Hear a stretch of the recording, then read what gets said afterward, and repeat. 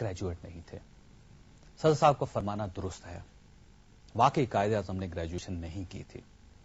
لیکن قائد اعظم نے زندگی میں کبھی جھوٹ بھی نہیں بولا تھا۔ وہ کرپشن کے مقدموں میں جیل بھی نہیں گئے تھے، انہوں نے محل بھی نہیں خریدا تھا، ان کے سوئس اکاؤنٹس بھی نہیں تھے، ان کے پاس بلٹ پروف گاڑیاں بھی نہیں تھیں، وہ 30 گاڑیوں کے قافلے میں سفر بھی نہیں کرتے تھے، ان کے ایوان صدارت کا بجٹ بھی 1.5 ارب روپے نہیں تھا، وہ 50 لوگوں کے ساتھ غیر ملکی دوروں پر بھی نہیں جاتے تھے، انہوں نے کبھی ججوں کو دھمکیاں بھی نہیں دی تھی، انہوں نے عدالتوں کے فیصلوں سے انکار بھی نہیں کیا تھا، وہ ذاتی اخراجات کا بوجھ بھی ملکی خزانے پر نہیں ڈالتے تھے،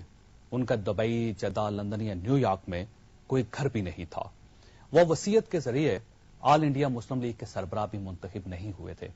اور انہوں نے مرنے سے پہلے اپنی بہن فاطمہ جناح یا اپنی صاحبزادی دینا جناح کو اپنی پارٹی کا سربراہ بھی نہیں بنایا تھا، انہوں نے کبھی میرٹ کی خلاف ورزی بھی نہیں کی تھی، انہوں نے کبھی سفارش بھی نہیں کی تھی، وہ گورنر جنرل بننے کے بعد پارٹی سربراہ بھی نہیں رہے تھے، انہوں نے زندگی میں کوئی اصول، کوئی وعدہ بھی نہیں توڑا تھا، انہوں نے اپنے پاس کوئی انڈیمنیٹی بھی نہیں رکھی تھی، وہ کبھی کسی اوباما، کسی گورڈن براؤن کے سامنے جھکے بھی نہیں تھے، انہوں نے کبھی کسی این آر او سے فائدہ نہیں اٹھایا تھا،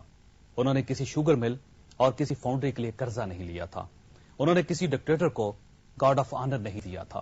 انہوں نے کبھی وکلا میں رقمیں تقسیم کرنے کے لیے طیارے چارٹر نہیں کیے تھے،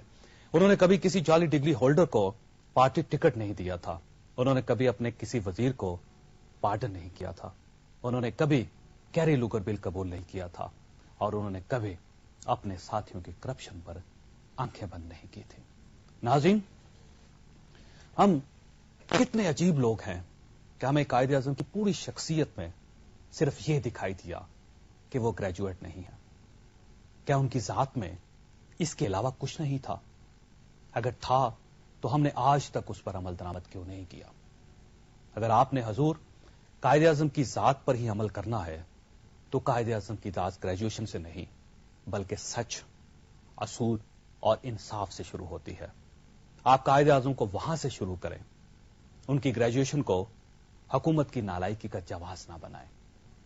خواہشات، جعلی ڈگریوں کا معاملہ خطرناک فیز میں داخل ہو چکا ہے۔ کل پاکستان مسلم لیگ نون کے ایک ایم پی اے فارغ ہو گئے، آج پاکستان پیپلز پارٹی کے ایک ایم این اے نے جعلی ڈگری کے باعث استعفی دے دیا۔ کچھ لوگوں کا خیال ہے یہ جعلی ڈگریاں ملک کو مڈ ٹرم الیکشنز تک لے جائیں گی۔ کیا یہ واقعی درست ہے؟ یہ ہمارا آج کا موضوع ہے، ہمارے ساتھ رہیے گا۔